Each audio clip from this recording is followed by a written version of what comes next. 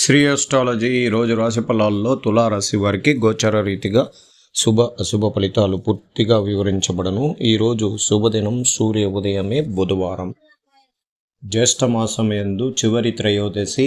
ఈరోజు నక్షత్రం రోహిణీ నక్షత్రం.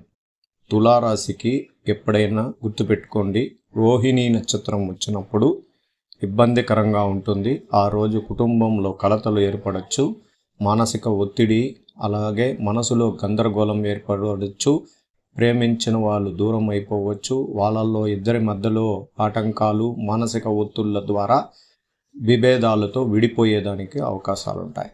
కారణం ఎందుకు ఈ రోహిణీ నక్షత్రం ఈ తులారాశికి అంత చాలా ఇబ్బందికరం అని మనం అనుకోగలిగితే, దానికి చంద్రుడు 8వ రాశిలో చేరినప్పుడు దాన్ని చంద్రాష్టమ దోషము అంటారు. చంద్రాష్టమము అంటే ఏమి అంటే 2.5 రోజు చంద్రుడు ఒక రాశిలోకి ప్రవేశం ఉంటారు. అంటే ఆ 2.5 రోజు శుభస్థానాల్లో ఎంత ఫలితాలు ఇస్తాడో, అశుభ స్థానానికి వచ్చినప్పుడు భార్యాభర్తలు చాలా ప్రేమగా ఉండింటారు. నిన్నటి దినం చాలా సంతోషంగా మంచి ఫుడ్ తీసుకుని గెట్ టుగెదర్ ప్రోగ్రాంలు చేసుకొని చాలా సంతోషమైన ఉన్న కుటుంబంలో ఏదో ఒక టాపిక్ ద్వారా గొడవలు స్టార్ట్ అయ్యి తారాస్థాయికి వెళ్ళడానికి కూడా అవకాశం ఎక్కువగా ఉంటుంది. అలాగే వ్యాపార రీతిలో విపరీతంగా ప్రదేశాలు చుట్టి వచ్చిన రావలసిన డబ్బు చాలా తక్కువ శాతం రావడానికి కూడా అవకాశాలు కూడా ఎక్కువగా ఉంటాయి. ఇలాంటిది మనం చాలా రోజుల్లో ఎన్నో రోజులు మీకు చంద్రాష్టమ రోజు అని కూడా చెప్పిన్నాను. అలాగే అన్ని రాశులు కూడా చంద్రాష్టమం ఉంటుంది, ఒక తులారాశికే కాదు. ఈ చంద్రుడు మనసు కారకుడు, ధైర్యకారకుడు, సాహసకారకుడు. మనం పుట్టినప్పుడు రాశి చక్రం అనేది ఒక్కసారి గ్రహాలతో రావడం జరిగిపోయిన తర్వాత దానికి నక్షత్రాల ప్రకారం దశలు భుక్తులు పోతూ ఉంటాయి. అలాగే ఈ సంవత్సరంలో దశాభుక్తులు వెళ్ళేటప్పుడు కొద్దిగా కష్ట నష్టాలు ఉండడానికి అవకాశాలు ఉంటాయి. అప్పుడు 1971లో పుట్టిన వ్యక్తికి తదుపరి ఇంకొక రాశి చక్రం అనేది రానే రాదు. అందుకే రాశి ఫలం చూడాలి అంటే జన్మ నక్షత్రము, దాని యొక్క రాశి తులారాశిని చూసుకోవాలి.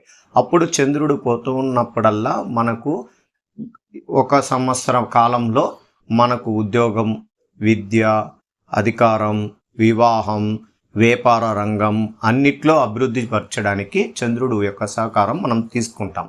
అందువల్లే ఉగాది పంచాంగాలు వచ్చేటప్పుడు తులారాశికి ఎలా ఉంటుంది, రాబోయే కాలంలో సంవత్సరం కాలంలో ఎలా ఉంటుందని కూడా పూర్తిగా వివరించబడుతుంది. కానీ ప్రతిరోజు గోచార రాశి ఫలితాలను మనం చెప్పినప్పుడు దీనికి చంద్రాష్టమ దోషం. అందువల్ల భూ తగాదాలు ఎవరికన్నా ఉంటే దాని గురించి ఈరోజు మాట్లాడాలంటే కొద్దిగా వాయిదా వేసుకోవడానికి ప్రయత్నించాలి. అలాగే బయట మనం బ్యాంకుల ద్వారా డబ్బులు తీసుకోవాలని లేదా వ్యాపార రంగంలో రెట్టింపు సంఖ్యలో డబ్బులు పెట్టాలని అనుకున్న వాళ్ళకు కూడా ఈరోజు కొద్దిగా సడలించుకోవడమే మంచిది.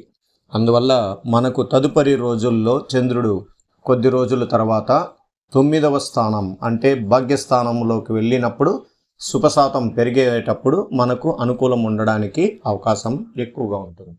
తల్లిదండ్రుల యొక్క ఆరోగ్య విషయంలో, తల్లిగారి విషయాల్లో చంద్రుడు కుజుడితో కలిసి మేషరాశిలో ఉన్నందువల్ల ఎక్కువ మందికి శస్త్రచికిత్సలు జరిగి ఉంటాయి. అలాగే గుండెకు సంబంధించిన వ్యాధులతో ఎక్కువగా రక్తపోటు అధికంగా జరిగి మానసిక అసిడిటీ ప్రభావంతో తులారాశి వాళ్ళు తీవ్రమైన నష్టాన్ని ఎదురు చూసింటారు. ఆరోగ్యపరమైన విషయాల్లో పూర్తిగా వైద్య ఖర్చులకే డబ్బు వృధాప్యం అయిపోయే పరిస్థితి కూడా ఉంటుంది. కుటుంబంలో ప్రత్యేకించి ఒక రోజుకి అందరూ సుభిక్షంగా ఆరోగ్యంగా ఉన్నప్పుడే మనకు ఆ రోజు ఆనందకరమైన రోజు, అలాగే సంతోషకరమైన రోజు. ఈరోజు మనం దైవానుగ్రహ పూజల్లోకి ప్రత్యేకించి మనం చేసుకోవాల్సింది ఏమిటంటే లక్ష్మీ నరసింహస్వామి గుడికి వెళ్ళి పూజలు ఆచరించి దైవ అనుగ్రహ పూజలు చేసుకోవచ్చు. వినాయక స్వామి గుడికి వెళ్ళి పూజలు చేయించుకోవచ్చు.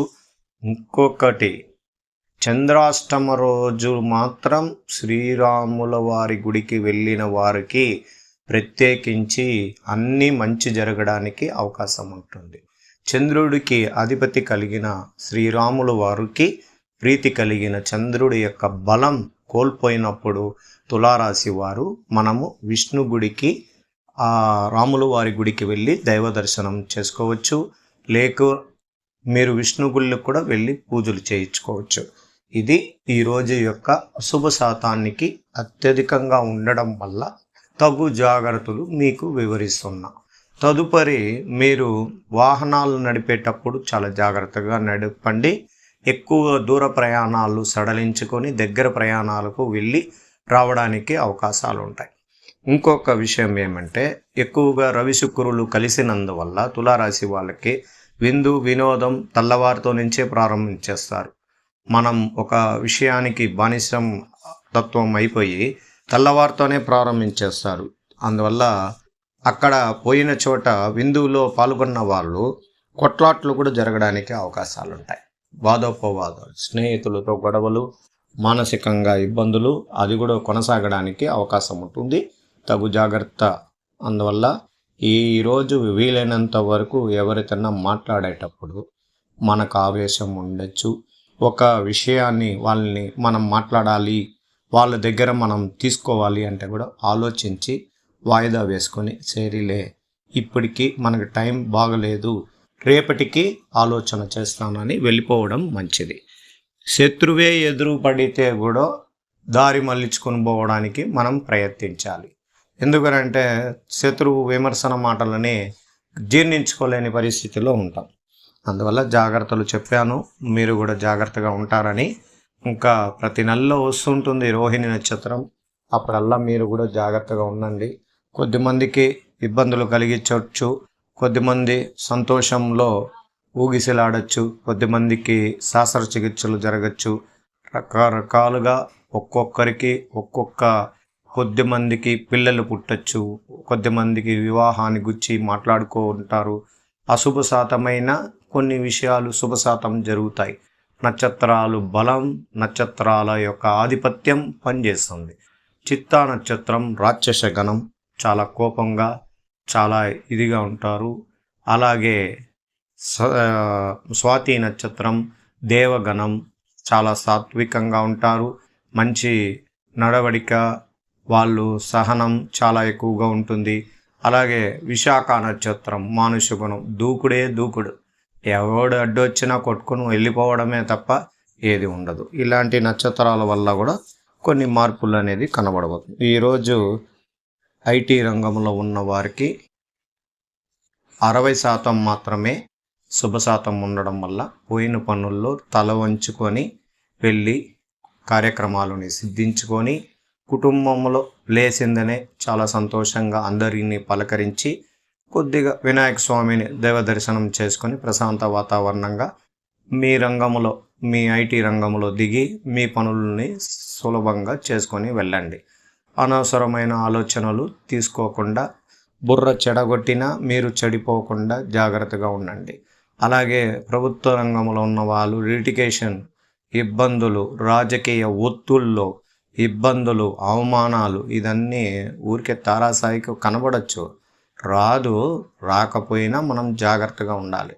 వాళ్ళు మన పైన కొన్ని విషయాల్లో చంద్రబలం తగ్గినప్పుడు ఇలా 100 మందిలో ఒకరికి జరగచ్చు.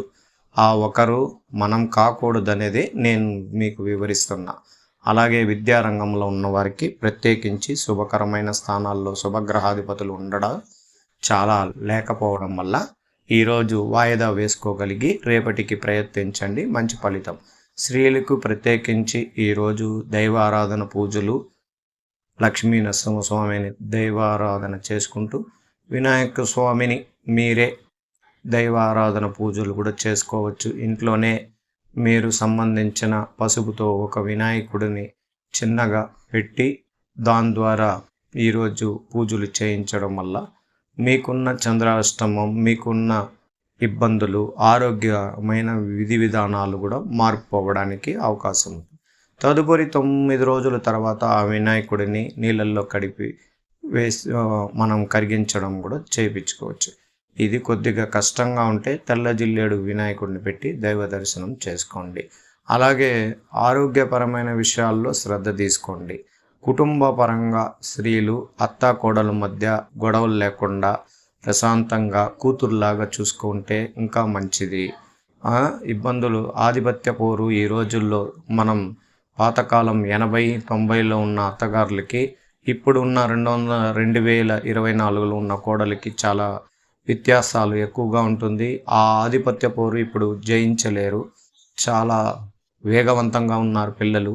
అందువల్ల అత్తాకోడలు వీలైనంత వరకు చాలా జాగ్రత్తగా ఉంటే పిల్లల జీవితంలో విడాకుల వరకు తీసుకోకూడదు అనేది ప్రశాంత వాతావరణం ఉండొచ్చు. చాలామంది స్త్రీలు విడాకులు అయిపోతున్నాయి, మగపిల్లలకి విడాకులు అయిపోతున్నాయి. అందువల్ల జాగ్రత్త. శ్రీ ఆస్ట్రాలజీ ఆస్ట్రోక్ సుధాకర్ యూట్యూబ్ ఛానల్ని లైక్ చేయండి, షేర్ చేయండి, సబ్స్క్రైబ్ చేయండి.